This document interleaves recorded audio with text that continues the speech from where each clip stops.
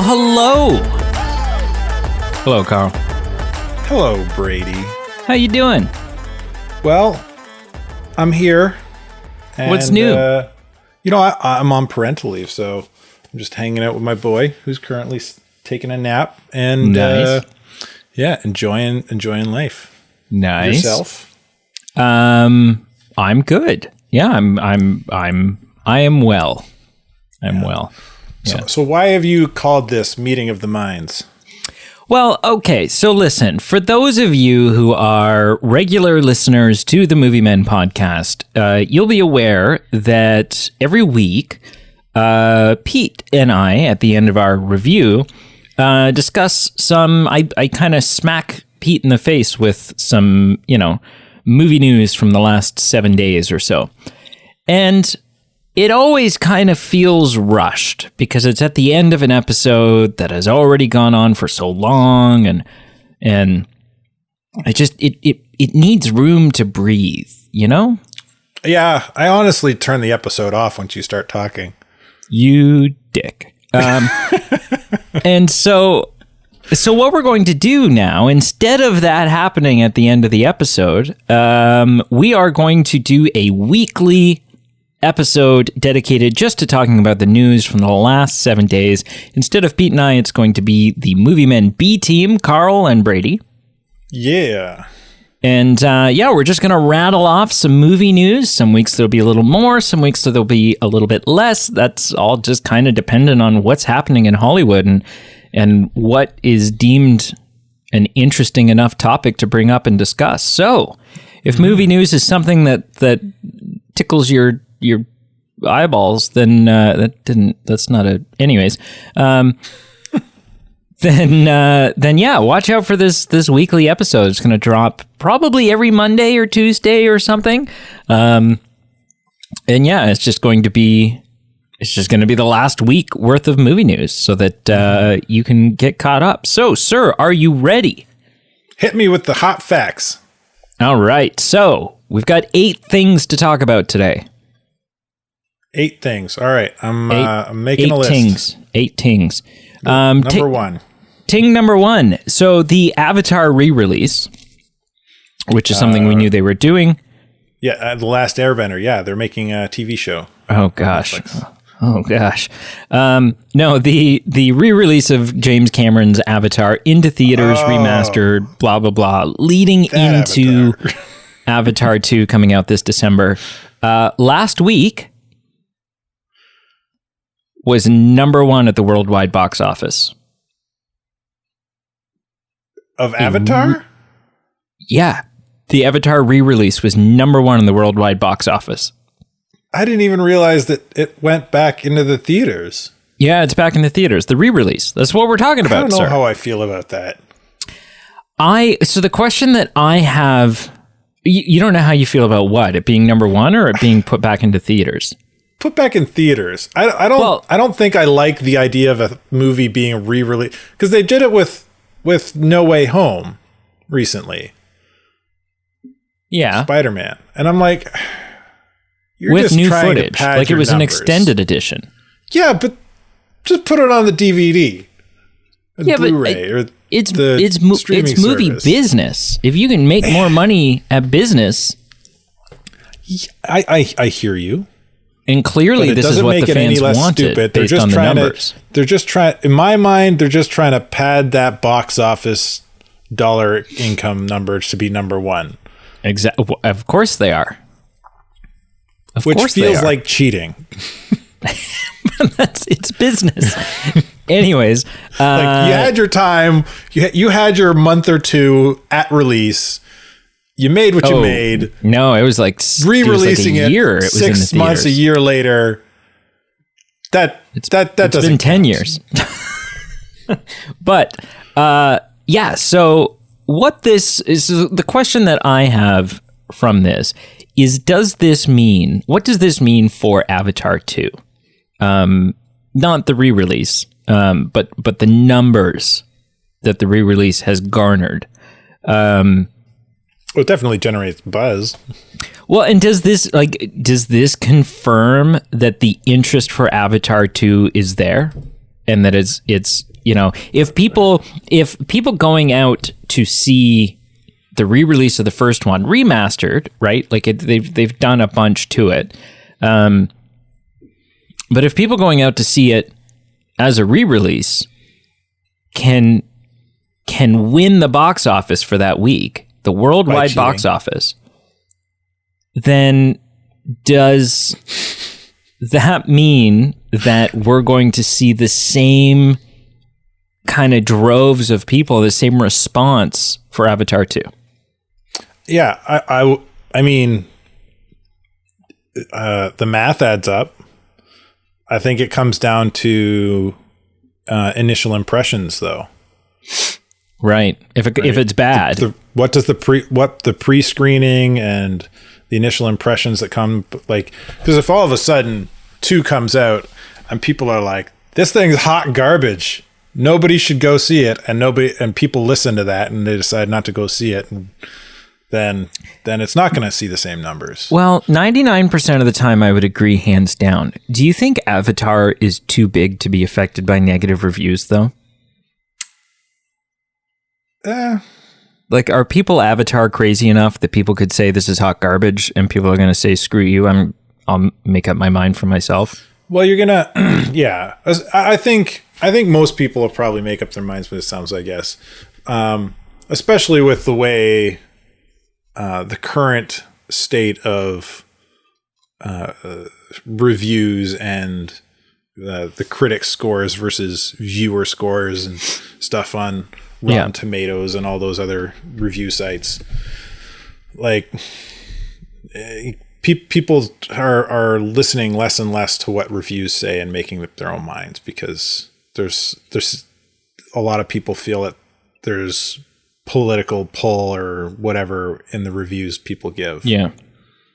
For professional. And also, like, I think it's super unlikely that, like, no movie is everyone's cup of tea. The first Avatar is not necessarily my cup of tea. But something I said to Pete the other week, and I think it holds true, is it's never been good business to bet against James Cameron. Oh, yeah. And you guys just talked about Avatar and Titanic. When I listened to that episode, I was like, T2. Well, he hasn't seen Terminator. Aliens. I know. He hasn't seen any of those. But like, it's heart-wrenching. He's got a lot of True Lies, A-list content over several different genres. Yeah. Like, I remember having a conversation with Pete a few almost a year back or so now. You guys were talking about Cameron on the show, and I had a conversation with him. Like, he mentioned something about him doing only a specific type of show, and I was like, dude, he's done so much sci-fi. I would say he's known for sci-fi. Yeah, but then you've got Titanic. But then I went into his IMDb, and it's like, okay, no, he's touched on every genre relatively equally, and they're all, like, there's not very many movies he's done that are not good. Yeah. Cool. The next piece of movie news, arguably the only one, we could have done a whole episode on this. Hugh Jackman has been confirmed to be returning as Wolverine in Deadpool 3. I don't know how I feel about that. Actually? Yeah, I mean, he's a great Wolverine, don't get me wrong. It's hard to picture anyone else as Wolverine. Well, I mean, I think that's half the problem. But I feel like it's a prime opportunity for somebody new to take the reins. Oh, and someone's going to, right? Like, don't get me wrong. I don't think for 1 second that Hugh Jackman is going to be the MCU's Wolverine. I don't. He the announcement said, do you want to play Wolverine one more time? One more time. Yeah, but you kind of shoehorn him in there. Like, what do you... How? I don't know. I just feel... It just doesn't feel Like, especially if Deadpool is in the MCU prime timeline, prime universe. 616. Right? Like, if he's in that universe, then you can't, I mean, I guess you could recast him. They recast Rhodey. But what if, right? No. Okay, but we're dealing with the multiverse here. Yeah. So it's not a recasting. So what if, and I don't, like, I've got no inside information. I have no idea that this is what's going to happen. You're speculating. What if when the film ends, Deadpool is in 616? He starts out in the Fox universe. Yeah. That'd be cool. I could see that. Right. And it fits timeline. Everyone's like, well, he died in Logan. Yeah, but that happens in like 2029. Yeah. Right. This does not affect or impact that whatsoever. Yeah. Like, don't get me wrong. I think it'll be great. I think Hugh Jackman's going to do, once again, a stellar job of playing Wolverine. How ripped do you think he'll get? I think he'll do the same thing as he always does. Really? Because that was like one of his big, he's like, I just can't do that anymore. Yeah, well, he'll do it. He's going to get paid to do it. He's going to do it. Like Days of Future Past ripped? I don't know. Well, he's gonna get some form of jacked. I don't know if he's gonna get as jacked as he's ever been. He'll get Jackman for sure, but yeah, like Jackman. I just don't know that he'll be huge Jackman. Huge Jackman. Yeah. But man, when you first sent me the link to that little video, I was like, this has got to be a hoax. Because they've been pulling this crap, those two, for years. But then, almost immediately, Marvel released the logo and Yeah. I thought for sure it was just another BS thing that they were pulling to just hype their own avian gin and coffee company. Yeah. But no, I don't know. All I can think about is think of the powers, think of the character dynamics here. You've got Hugh Jackman, you've got Ryan Reynolds. That combination is hilarious in and of itself. You've got the personality and temperament of Deadpool and the personality and temperament of Wolverine. That is hilarious in and of itself. Then you have the fact that literally there is nothing preventing them from stabbing each other constantly, and there's no reason for their disagreements not to become incredibly violent. Yeah. It's going to be so funny. Okay. I would love for them to recreate that Hulk Thor scene from the first Avengers movie where Hulk just kind of punches Thor and Thor goes flying. Wolverine just kind of puts his hand out, pops his claws, Deadpool drops. I think that would be funny. Oh, they got absolutely. this kind of bro moment, and Wolverine's just like, I'm not having it. So here's a nerdy comic book question for you. Because I know you'll get what I'm talking about. And we can break it down a little bit for the listener here. But Wolverine's going to be in this movie. Historically, and nothing has been confirmed, but in the last two Deadpools, we've gotten a wonderfully spot on and hilarious portrayal of Colossus. Now, in the third X-Men movie? No, in the first two Deadpools. Yes. Okay, right? Sorry. The big Russian accent. Yes. Deadpool. Yes, spot on. Yes, absolutely. So good. Now, Wolverine and Colossus have been in films together before. Yeah, first two X-Men. Yeah, but those have been, aiming for a significantly more serious tone than something like a Deadpool movie, right? Anything goes in a Deadpool film.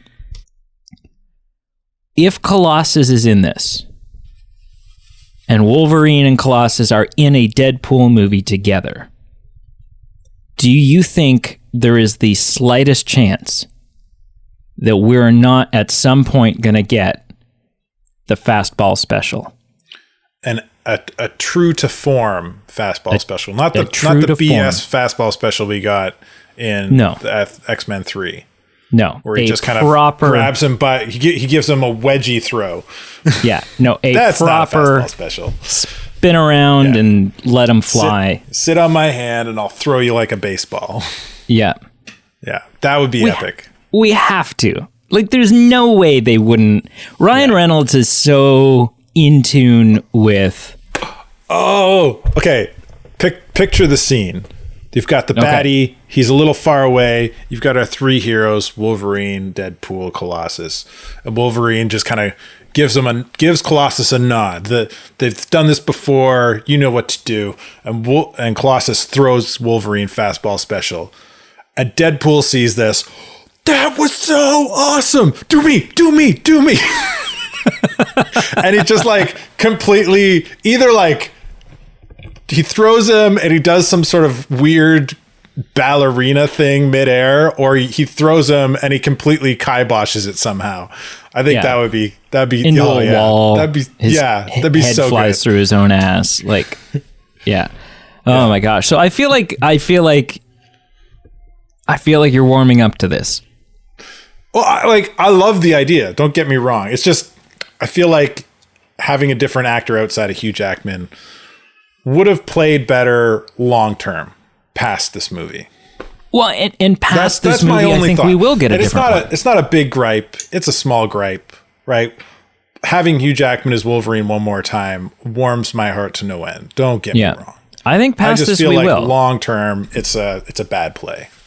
We're gonna get like a Taron Egerton, or I've seen. Listen, and people are gonna scoff at this. People are gonna scoff. But I've seen some great online renditions, and the man is a fantastic actor. Yeah, he's got like some stuff from early on in his career, just like Robert Pattinson, right? Robert Pattinson is a fantastic actor, but because of like how his career started, he gets a lot of flack and he's like stereotyped. I truly believe Zac Efron would make a good Wolverine. I've seen some concept art with the guy's ripped. He wouldn't need to do much working out. No, is he not?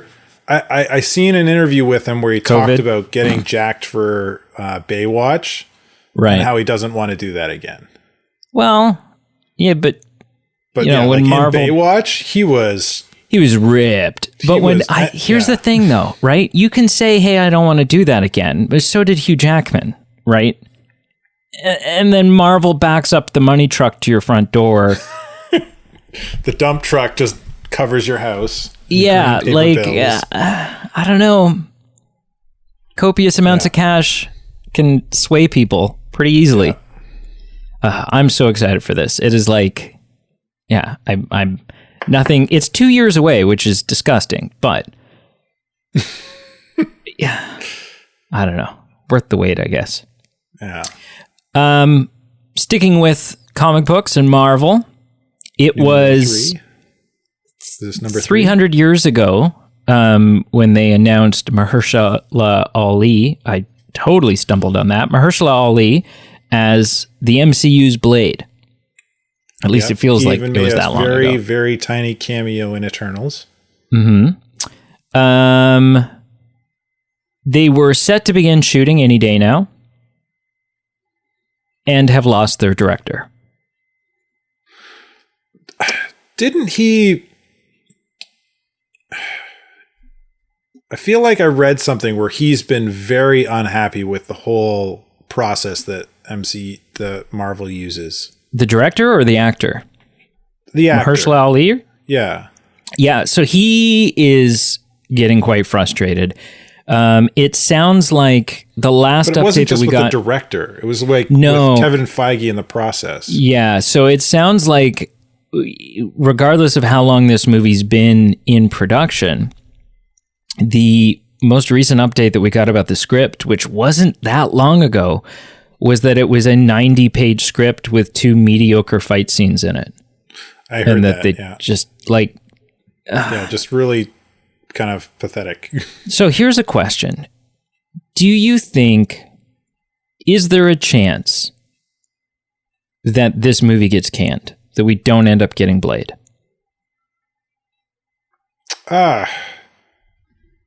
It's possible. I mean, they would need to rework some stuff, because I imagine, like, this film was set to come out next year. And I can only imagine that The Black Knight was that there were going to be well, that he would play some form of a role, and that there would be things that would happen in this movie that, you know, like the way this stuff always works is Kevin Feige says, okay, like, yes, you have a lot of free reign. However, X, Y, and Z have to happen because it sets up X, Y, and Z in another film. Yeah. And so, and I have to assume that this film would be no exception to that. And so, yeah, I don't know, man. I mean, they've canceled other projects. This wouldn't be the first time this has happened. And it sounds like the script's not ready. Mahershala Ali is not happy. And they've just lost their director. I don't know. Yeah, I'm a Blade fan. I'm excited at the idea of getting a Blade film. Is and what I think got Marvel off the ground in the 90s, man. Yeah. Like, it's what started our whole roll down this MCU hill. Yeah, I think Mahershala Ali is a great choice. Oh, absolutely. It's a great choice. Yeah. But yeah. But if things aren't going well, then they'll snip the strings and let it loose. Yeah. Maybe we'll come back around to it phase 10. Phase 10, yeah. Okay, so moving on. Monkeys. You like monkeys? I love monkeys. Monkeys are my favorite animal. Yeah. Like, I feel like monkeys are a bigger part of my life because you're a part of my life. Like, I feel like monkeys were just kind of like another animal to me until it was with, you know. Who is it? Did you ever watch 8 Simple Rules? 8 Simple Rules. I don't think I have. Okay. It was great. It's on Disney Plus. Well, the first 2 seasons are on Disney Plus. It was a young Kaylee Kuko from Big Bang Theory, and John Ritter was on there. It was the show that John Ritter was on when he passed away. And so they've kind of like built that into the show, and then David Spade ends up joining the show and stuff like that. It's just like okay. Early, I'm looking at like a cover shot on Google like an early 2000s sitcom. I may have seen a few episodes, but not Family many. Channel. Yeah. Anyways, the boy of the family, Rory, his like one of his tropes throughout the entire show is that he just wants a monkey. He's constantly asking his parents for a monkey. Yeah. And sometimes, you know, they'll be like, Mom, Dad, and their response is, you can't have a monkey. Like, they know that that's what. Anyways, every time he does that, he reminds me of you through and through. Yeah. Well, yeah, I haven't done it in a long time, but yeah, like for a long time, anybody ever came up to me and was like, hey, guess what? I'd be like, you bought me a monkey. Yeah. Yeah. Exactly. Which, funny story, I've never actually seen a real life monkey. You've never been to the Toronto Zoo? No, I've never been to the zoo. I've never seen a real monkey. Okay, this next spring, I mean, it's getting a little cold now. Next spring or like early summer, your crew and my crew, we're headed to the zoo. Sounds good. Let's do it. It's a date. Honestly, and you know what? People bash on the zoo because it's a zoo and blah blah blah.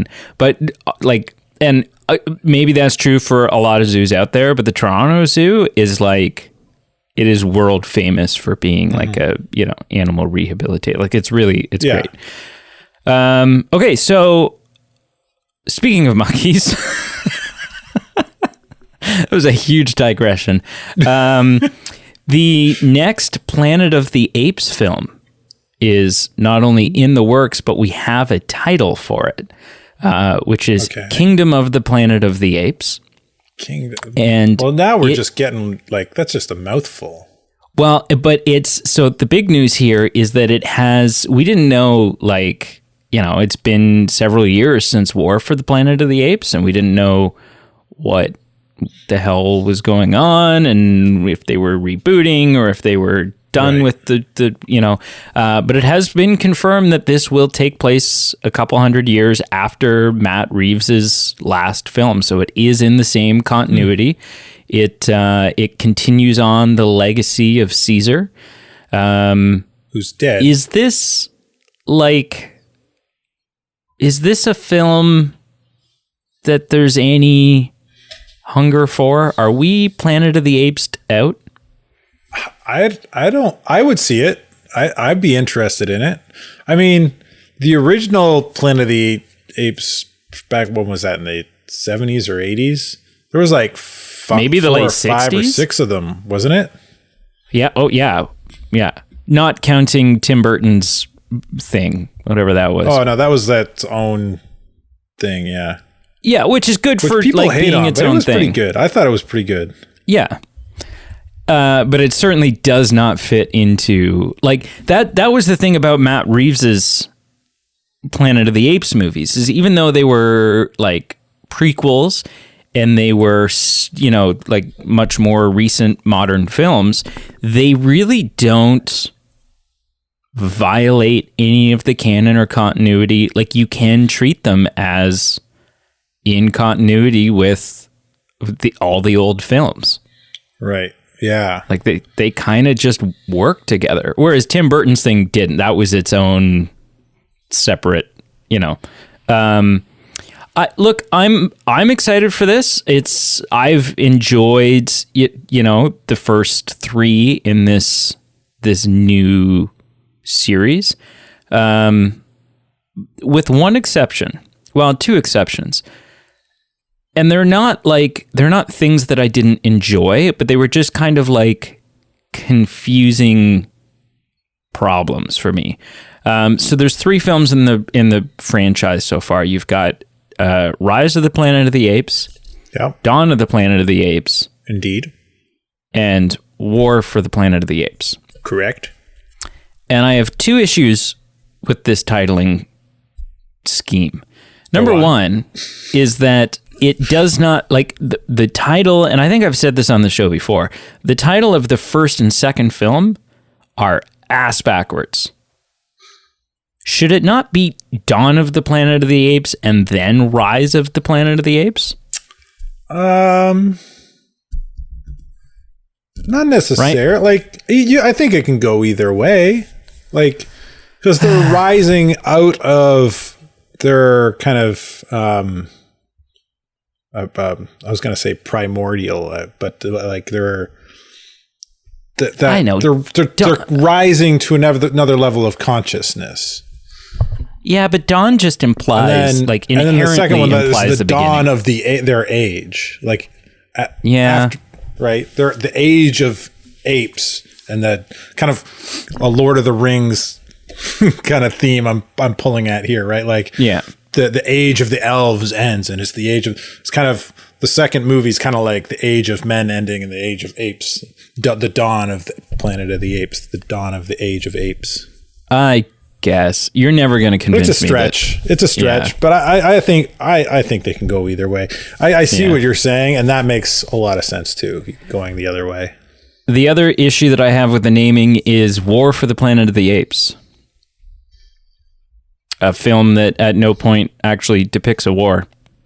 And like all of the marketing for this film, the posters showed like this, like an army of apes facing off, ready to do battle with an army of humans. This never happens. This never happens in the film. We don't get the big war that wipes out humans. There's like an avalanche. And now all the humans are dead. It doesn't wipe out humans, you're right. But there is like a skirmish between a human faction and the apes. Right. But a skirmish, not a war. Yeah. But I mean, they overpromised with that title. Planet of the Apes doesn't sound nearly as good. No, but I don't know. Anyways, doesn't matter. But so you're excited for this? Yeah, I'm in. Yeah, it sounds like they might be kicking off another trilogy with it. Which, whatever, like, it's a strong property. It's an interesting concept, and the last three have been fantastic. Like they've visually have been groundbreaking. And who do you have to replace Caesar then? Who's his son? Like, is it taking? How much detail is there right now? Like, is it taking place shortly after War of Planet of the Apes, or is it happening like 50 years, 100 years, so they're even more evolved and they're more human-like? I from what I remember reading, it's like 100 to 200 years after. So we're getting into like the Tim Burton Planet of the Apes territory. Well, era, certainly. Like humans are slaves and apes are truly ruling the world. And so I wonder if this trilogy will end sort of right where the first Planet of the Apes kind of, like, if it'll end and like, okay, now we're ready for the humans to come back and try to recolonize this planet. Or maybe they'll do now that they've kind of built the framework for this kind of new franchise of Planet of the Apes, they'll go back to the original Planet of the Apes and have somebody come down from space and be like, where the hell are all the people? Why are the apes in charge? And and that's the thing. Like, we need a reboot from this point forward. Yeah, like at this, we need to see. We also need to see people getting themselves into space. Like, there's something. There's a thing missing here where the humans are like, okay, well, this has reached the point where we can't stay here anymore. And so they need to, I think that'd be fascinating to see them colonize another planet, get up and... You don't think in this world we have people on the moon in the... Like, they don't dive into that a whole lot. It's possible. Oh, not living there. No, I doubt it. They're treating it like when the movies came out, present day. Yeah. Yeah, I doubt it. That doesn't mean they can't swing it the other way. So you and I did a review for Multiverse of Madness when it came out. Yeah. And something we discussed quite a bit during that was whether Wanda had any potential future in the MCU, or, if that's it, she's dead, she's gone. That was her story. Right. And you were on the side, if I remember correctly, of that's it, she's done, it's over. I think so. I like that there's a clean cut to her arc. Well, then you better start writing some hate mail to Kevin Feige, because in a recent interview, he hinted at, he was pretty tight-lipped, but also sort of alluded to the fact that the MCU is not finished with Wanda yet. He was asked about the ending of Multiverse of Madness, and Kevin Feige just kind of said, like, I don't know. I'm not sure that we saw a body under the rubble. We saw a tower fall, and then we saw a bright flash. He also went on to saying that there is a lot of Wanda's story from the comics that they have not touched on. And so that there is lots of room there to do other stuff if they wanted to. And even Elizabeth Olsen was asked, what comes next for Wanda? And instead of her responding and saying, well, what do you mean Wanda's dead? She said, well, hopefully some form of redemption. I don't know. I don't know if redemption is possible for her. So it seems like at the very least, Marvel is not finished with Wanda. Yeah, that would disappoint me.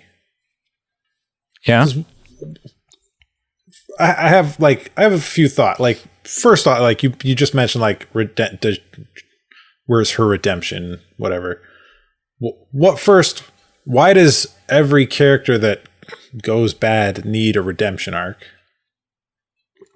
They don't. Right. And she might not necessarily get one. Yeah, it could. If it's a completely different Wanda from a different universe, that's not redemption. That's a different character. No. Yeah. Second, when you keep bringing characters back to life, when characters don't die permanently, and comics have a problem with this. So hopefully that problem doesn't carry over to the movies here, where characters don't stay dead. Is that the impact of sacrifice, the impact of what they're fighting for, what they've died for, is diminished. And the more you do it, that diminishment is exponential, to the point where you don't care that this person has died for their cause. So yeah, that would like, not that she died for a good cause, but her death would be diminished. It's a good parallel to this would be that Robert Downey Jr. Was on the Joe Rogan podcast some time back. And one of the things Joe Rogan brought up was, this was after Endgame, he was on the podcast. He brought up, like, would you come back and play Iron Man again? And Downey was just like, no, like, why would I? His character arc is done. He's essentially saying the same thing I just said. And of course, Joe Rogan, playing devil's advocate to create a good podcast and conversation, he's like, oh yeah, people would like, you get back in the suit, people will pay money to go in, like you said, you show up with a truckload of money. Show up with a truckload of money. Yeah. Right.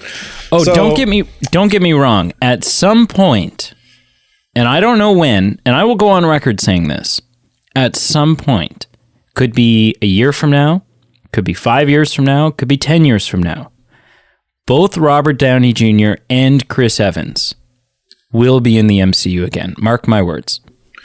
And if they are, my hope was that it's not as 616 Iron Man and Captain America, that it's no, and I doubt it will be universe or flashbacks. That I would be fine with.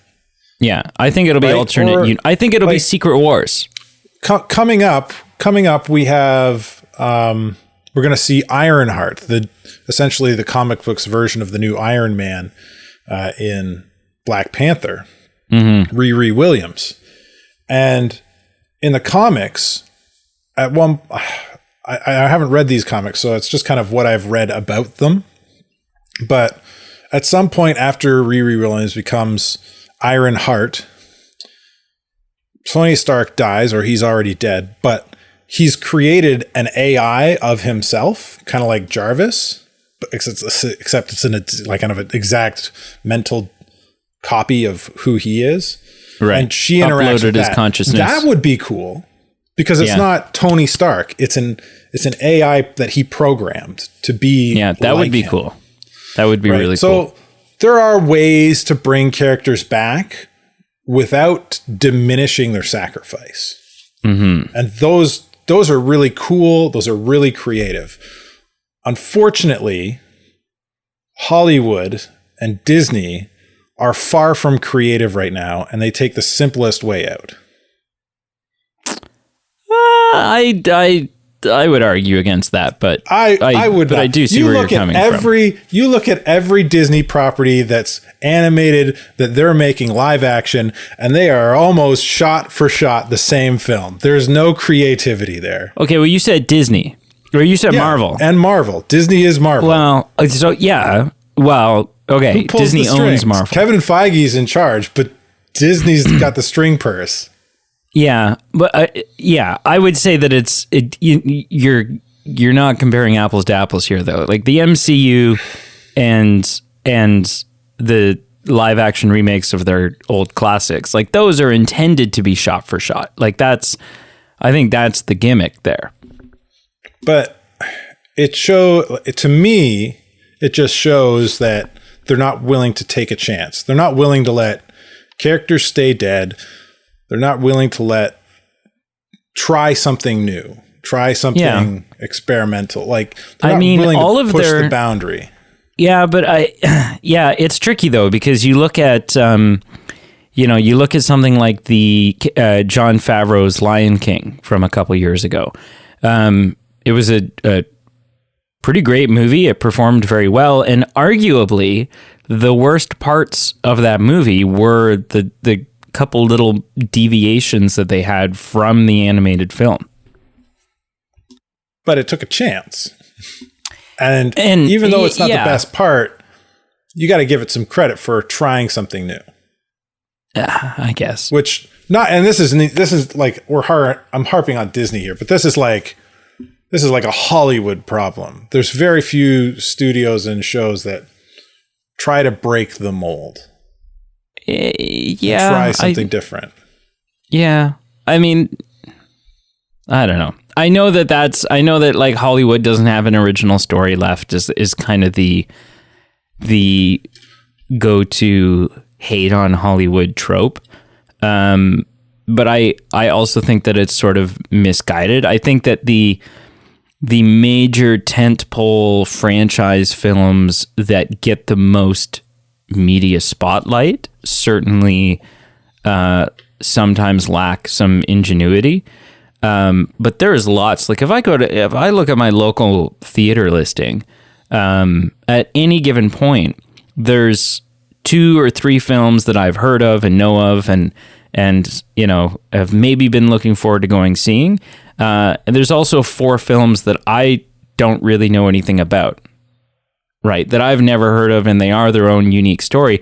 The issue is that as the movie fan, and we're to blame here, that as the movie fan, we have, like, gone are the days. When's the last time you went to the theater to see a film that was not a major studio tentpole film, but was just some, like, you looked at it, you saw the poster, you watched a trailer, it was something unconnected to any property that you were familiar with in the past, and you thought, well, I'll take a chance on this. Sure, yeah, let's go roll the dice and see a movie. We don't do that anymore, or not many of us do, and so it's. Yeah. I think it's a double-edged sword. Is that they are putting out original, creative stories, and we're not going to see them because we're just waiting for the next Avengers. Triple-edged sword, because it's also really expensive to go to the theater to take a chance on those. Yeah, well, absolutely. Right, absolutely. So anyways, okay. Lots of blame to go around there. There's a lot, yeah. Staying on the Disney category here, we have now had online internet leaks of the trailer for both Loki Season 2 and Indiana Jones 5. Now, these are shitty cell phone, bad quality, crackly audio leaks. Do you think at this point, like, what should Disney do? I would argue that once this happens, maybe you weren't planning on releasing the trailer or the 4K version for another couple of weeks or a month or whatever it is.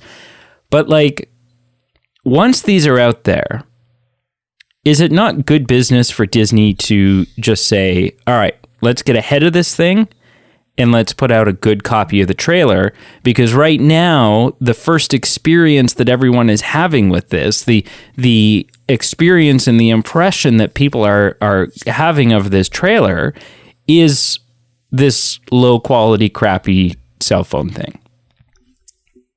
Yeah. I mean, that to me, that makes good business sense. Right? Like, it wasn't part of your plan, and yes, someone got the best of you, and you didn't check for cell phones before you did a private viewing of the trailer or whatever it was, right?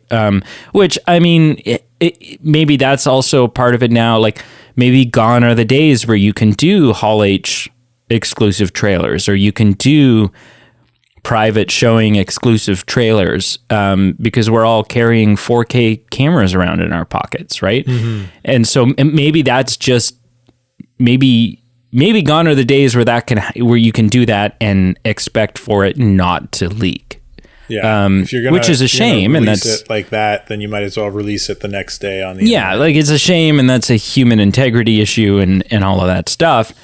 But yeah, I like at this point, the Loki trailer's been out for almost a week now, as like leaked, and it's like just jump on it. Just, you know, and we see this all the time. Is like something leaks, and instead of the company getting ahead of it and saying, okay, here's the deal, they just kind of stay quiet about it. It just happened with Grand Theft Auto 6, right? Grand Theft Auto 6 leaked online.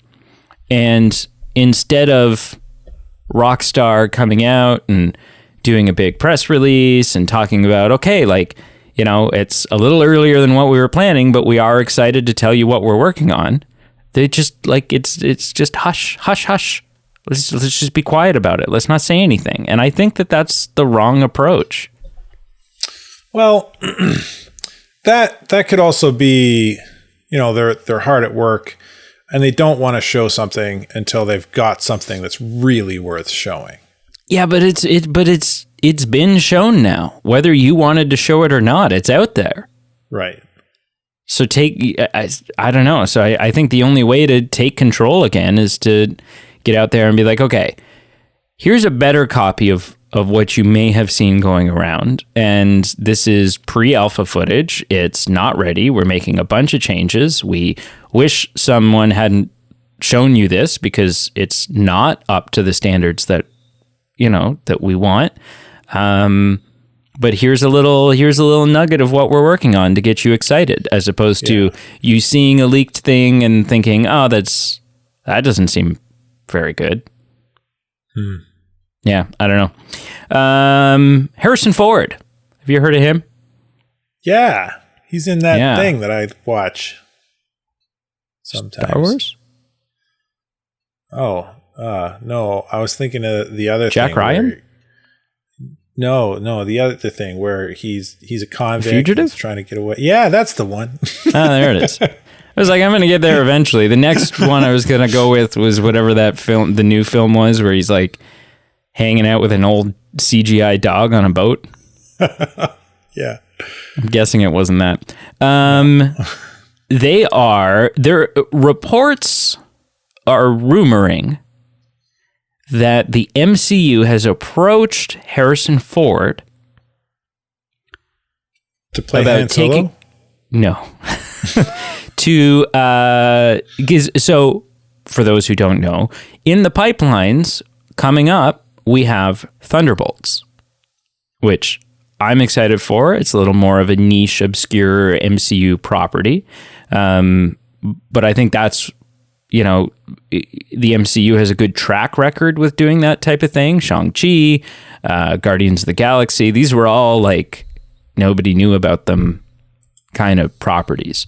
They've approached him about taking over the role of Thunderbolt Ross after we just unfortunately lost the actor that played Thunderbolt Ross. What say you to the idea of Harrison Ford not having to act, basically just playing the guy that he's actually become in real life anyways, a crotchety, grumpy, argue with everyone kind of person? Harrison Ford as a human being, as a Hollywood icon, always having to be on, is an interesting guy because he is Thaddeus Ross. I feel like he gets fed up with always having to be on. Yeah. I don't know. Yeah, that's interesting. I mean, he's old. Thaddeus Ross. Like he's got the age. But is he too old? Like, are we casting someone now who can't play the character for 10 years? Well, I mean, Thaddeus Ross in the comics is always an older guy, right? He's always a close to retirement general that doesn't want to retire. Yeah, but you can write an old man on page for years and years and years and years and years. Yeah. Right? Harrison Ford is 80 years old. Yeah, I don't know. Now he is about to play the part. I mean, obviously he can play the part. He's a spry 80-year-old man. He's about to give us Indiana Jones 5. So here's we've talked recently, you and I, on the podcast about people being replaced in MCU or in other projects, and I made a quip about Rhodey, War Machine, being replaced. Now, I think if we were to compare these two kind of role replacements within the MCU, Rhodey was replaced after one movie. Now, Thaddeus Ross was done so the Hulk and a major player in the Hulk. Yeah. But he's also made a few cameo appearances. Civil War. To the point where and that Black actor Widow. In our minds has kind of been solidified as Thaddeus Ross. So to replace him now, which if you want to use him, you have to use the character, that is. Well, and can you really be a little bit jarring, I think. Can you more than replacing Rhodey was? Yeah, but can you really do Thunderbolts without having Ross in there? I think you can. Yeah. Dark Avengers is kind of like Thunderbolts, where it was Norman Osborn leading a team of rogues as heroes doing dirty government shady work. So you could do like a Norman Osborn thing, maybe Norman Osborn in the 616 Marvel MCU universe was a military guy instead of a inventor and scientist. Yeah. I think you have to look at this like in these major films all the time. They replaced the actor that played Dumbledore after 2 films, again because Richard Harris passed away, and we were all fine, right? Like they replaced the actor that played Bruce Banner. Yeah, a main character, a major hitter, and I think often we fall into this trap where we forget that the character that the actor serves the character, that it's about the character, right? The actor serves the character who serves the story. The character does not serve the actor. Right. And so essentially the actors are all replaceable. They're all replaceable. And that's the thing is like, you know, someone passes away or something happens and we're like, oh, well, you can't recast them. You can't. You can't. It would be a disrespectful to their legacy and disrespectful to whatever. And I disagree entirely. I think it would be disrespectful not to continue on their legacy, not to have someone come in as talented. You can't argue that Harrison Ford is not a talented actor. To come in and take what someone else has done and champion it forward. So, are you saying that T'Challa should be played by another actor? I think it was a huge mistake on Marvel's part not to recast him. Absolutely. Because listen, now you have a Black Panther movie coming out that I think is going to struggle immensely. But it's still going to be a huge film, don't get me wrong, but it's not going to have the success that the first one had, because now you have a Black Panther movie coming out that not only does not have the actor from the first one, it doesn't have the main character from the first one. Yeah, you're essentially killing T'Challa off screen somehow. Yeah. Yeah, no, I think it was a huge misstep for them. I think I would agree with that. I understand, it's everyone's sad and they're mourning and it was a huge tragic loss, and I agree 100%. 100%. But the show goes on, and why not take his legacy, Chadwick Boseman's legacy.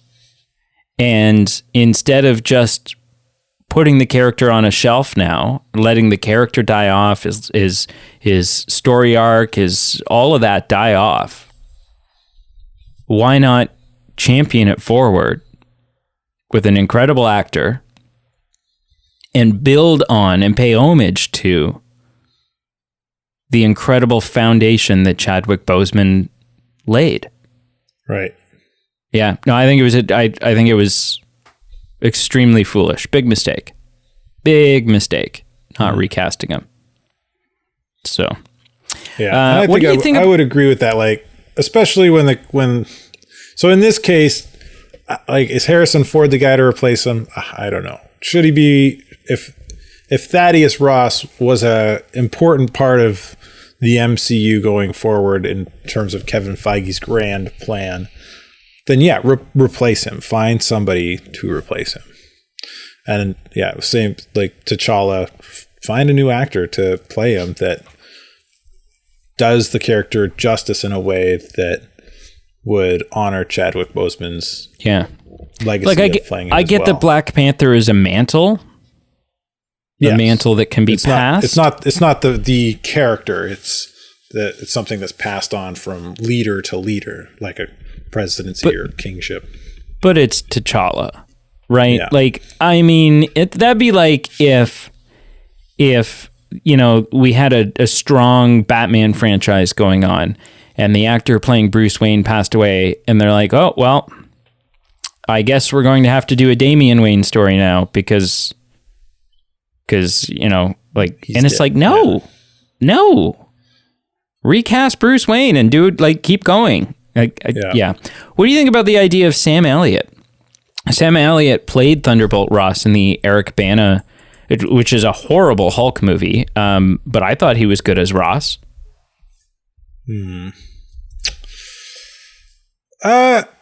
Yeah, I mean, he's already got the mustache. Got more of the look, like having the mustache forever and never really ever shaving it off helps with the look for sure. Well, I mean, the look means nothing. They'll put a mustache on. Yeah, no, they'll put a mustache on Harrison Ford and they'll cut his hair and they'll do whatever, right? No, but I'm saying, like, because Harrison Ford isn't known for having the mustache, right? Makes it harder to picture. Sam Elliott is. It kind of like, oh yeah, okay. You buy it a little more, I think. Yeah, that's fair. But yeah, I think he would be a great replacement. I think he would be better than Harrison Ford. Yeah, potentially. Did you he's see getting up there though too? I think he's older than Harrison Ford, isn't he? Sam Elliott? Sam Elliott. Harrison Ford is 80. Sam Elliott is 78. No, he's got 2 years on him. Wow, really? I would never have guessed that. He just looks. The man was born looking half dead. The man was born with a leather face and with mustache. A leather face. Yeah. Did you see the newest Jurassic World movie, Jurassic World Dominion? No, I have not seen the last two Jurassic World movies. Yeah, it was really bad. I wasn't even that impressed with the first Jurassic World movie, which is why I haven't seen. Yeah, I mean, I enjoyed Jurassic World, but I didn't get crazy about it the way that everyone else did. But yeah, the new one it's not that it's not good. It's actively bad. Yeah. Yeah. Yeah, I listened to the podcast on that, and as I was listening, like, without having seen the movie, I'm listening and I'm like, what is this movie? I've heard of B-movie plots that are better than this. Yeah. Sharknado's got a better plot than what I'm hearing in my ears. So a lot of the marketing for Jurassic World Dominion was that this was the end of the franchise, that they were closing it off. This is the final chapter, that's why they brought all the OG cast back and so on and so forth. Well, in a recent interview, Colin Trevorrow, who was, directed those films, said, when they started saying that on the posters, that was news to me because, our goal all along, our mission here was to transition the Jurassic World franchise into a place where new stories or stories of a different kind could be told, right? So instead of constantly just being in a place where you're making up an excuse for why we're on the island again, bringing dinosaurs to the human world, having them interact with us in our everyday life in positive and negative ways, and to be able to set it up for new and future stories to come. So apparently, we are getting more Jurassic World films, just not with the cast that we've had up until this point, not the Chris Pratt so the next and the Bryce Dallas Howard. Movie is going to be called Jurassic World War of the Dinosaurs, and we're going to get to see soldiers riding dinosaurs with lasers on the dinosaurs' head. Dinosaurs. I think the laser thing is a little goofy. However, I think you might be onto something. They in Jurassic World, the first Jurassic World, they talked about weaponizing. Vincent D'Onofrio was there as he was playing the whatever character that was, and his goal, his aim was militarizing them. And there was back in the day, and this was like 15 years ago, but before we got Jurassic World, they had been working on a script. They had kind of like started developing a Jurassic Park sequel that was like half human, half dinosaur military hybrids. Like something sort of like Lizard from the Amazing Spider-Man franchise. I don't know. Howitzers to the back of long neck dinosaurs. Yeah. I don't, if a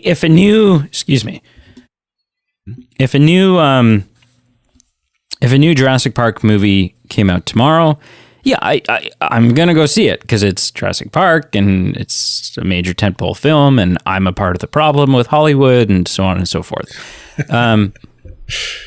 But the taste left in my mouth after this last one, and it just feels like a dead franchise now, right? Like sometimes a franchise has told all that it needs to tell. The Jurassic franchise has told me more than I feel like it ever needed to tell me. Like, right. It was kind of like I was on a date and I was already impressed, but they just kept trying to like bolster themselves and talk more and tell me more. And I was like, okay, stop, shut up. Like I'm already like, you've won me over. We're going on this date. Like everything's fine. And they're like, and I can juggle. And I'm like, okay, stop, please. Please stop. I feel like that analogy might work better for the MCU right now, because it just keeps throwing stuff at us from different genres and different angles. And well, half of it's I'm just decent, half of it's garbage, and then we get a nice shiny pebbler. And I think what you're looking for with if you're going to use going on a date analogy with somebody with the Jurassic Park, it's more like you go on the date and the date's going really well and you really like the person, and then all of a sudden they take off their skin and they're an alien or they're a dinosaur. There's something you don't want them to be. Because you didn't like the last movie, right? Like it was something you didn't want. Yeah, just like what kind of... I'm pretty sure I know about a lot of the dates you've been on. What experience do you have? This is an analogy. This isn't a first-hand experience, Brady. Come on. And then, get with the program. And then the bill came and she removed her skin. Like, you obviously haven't seen the new Men in Black film. Oh my gosh. That was, yeah. Speaking of franchises that should have stayed dead. Didn't need to be done. Yeah. Okay, so one last thing. Back to the MCU.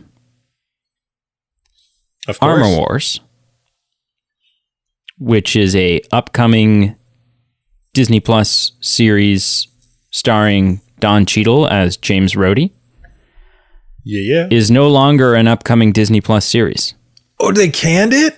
Really? It's an upcoming theatrical release feature film.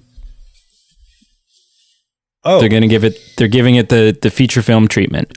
Listen, I think this is the right move. And I think it's the right move for two reasons. One is because your dollars per minute ratio has just gone up, right? Instead of spending $150 million on 8 hours of content, you're going to spend $150 million on 2 hours of content. Right. You're going to get better quality actors and CG. Yep. And so instantly that goes up. And two, I think they just, like, I'm wondering if this is a response to how some of the Disney Plus shows have been going. Shows like Obi-Wan, where it's either, the show ends and we're either feeling like there was so much fluff in there to try to stretch it out to 8 hours, or shows like Moon Knight, where after 8 episodes or 6 episodes or however long Moon Knight was, we're sitting there going, well, that felt rushed. And there was not like, you tried to do too much. And there's one more, like, you get a show like She-Hulk, which I'm somewhat enjoying, but honestly, that whole show feels like a mess. Like, is it a law show? In which case, if it's a show about the law and a courtroom drama, it does not do that well at all. But it's not a courtroom drama. It's not a superhero movie. It's not a superhero show, because she keeps refusing to be a hero, which in terms of kind of, are you familiar with I forget who kind of created the thought process of this, but the hero's journey. No, it's I'm gonna Google it real quick while I talk. So the hero's journey is kind of a writing process, and so the hero is called to action. The hero refuses action, and then they're called again, and because of something that's happened, they step up and they go on the journey and they grow and they become better. They become like a stronger, better person at the end.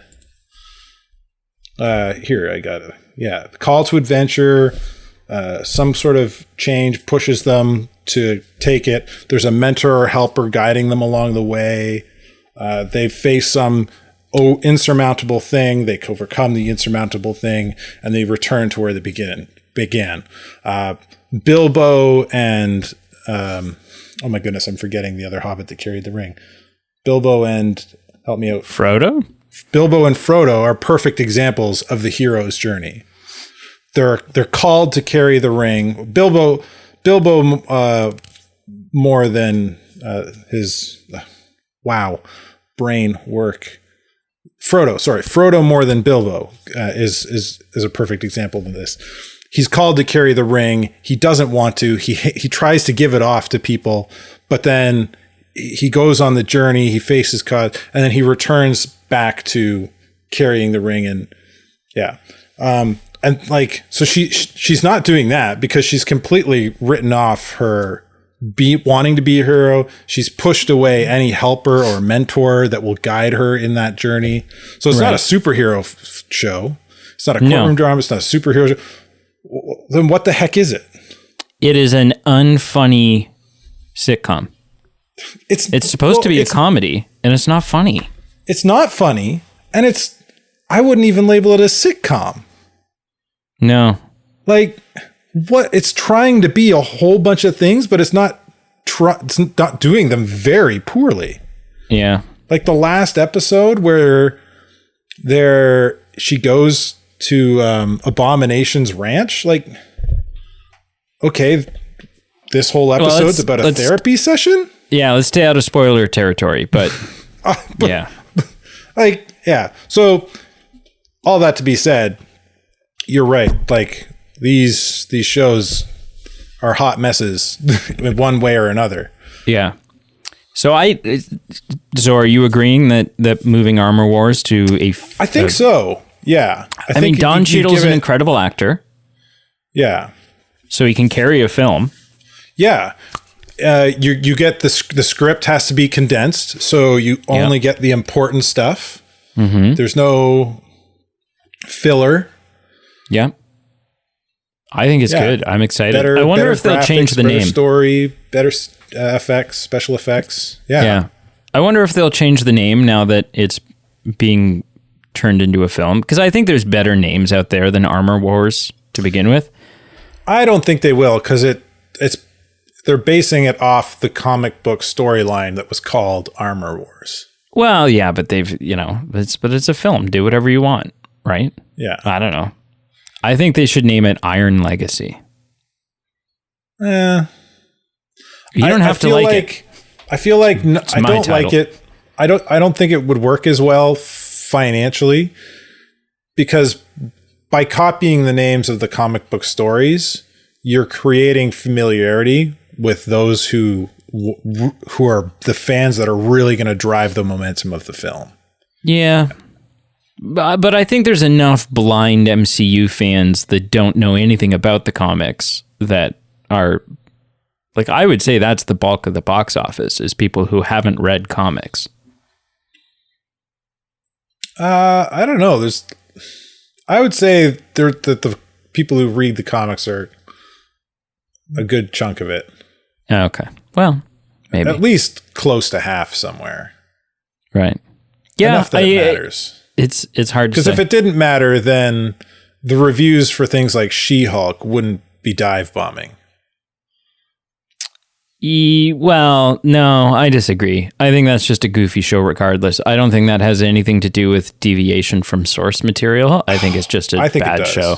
She-Hulk is a bad show. Great character that, if done right, would have been a really good show. Like, Brienne has not read the comics, and she's meh on the whole series. So, yeah. Anyways, that does it for the news for the last week. That's it. All right. It was 9 items, sir. What do you mean that's it? It's like an hour worth of news. Well, and conversation. And I mean, if you just want to list off the news, we can make an email. It's news talk. No, this is 2022. Damn it!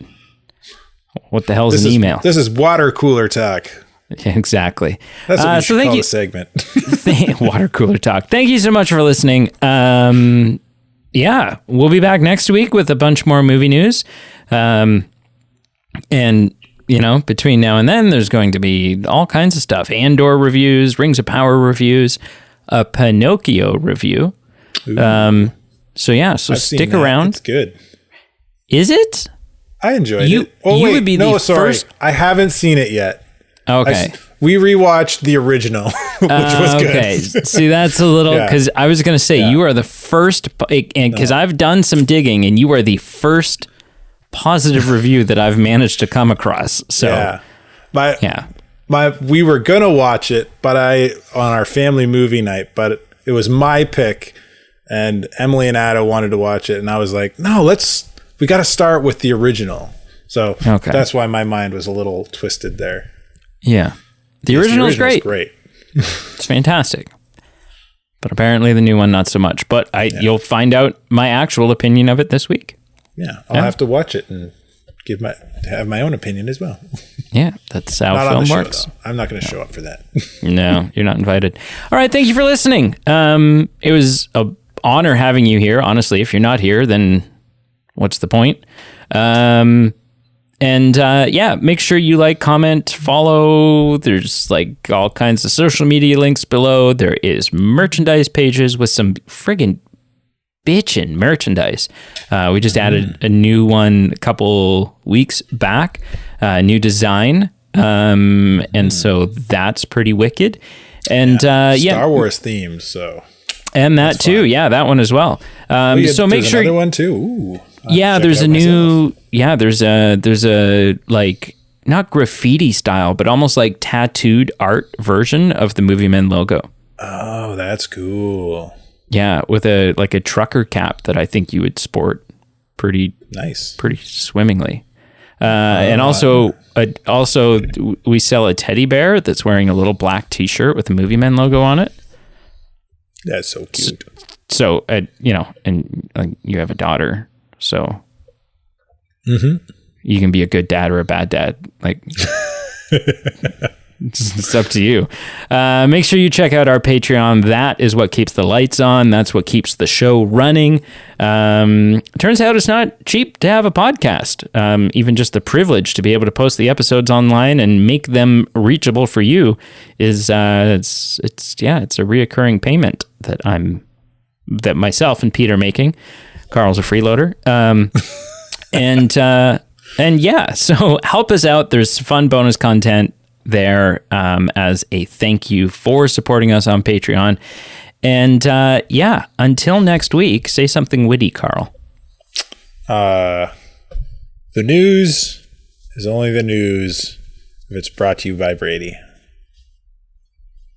I like that. There might be some legal issues with you saying that, but I like it anyways.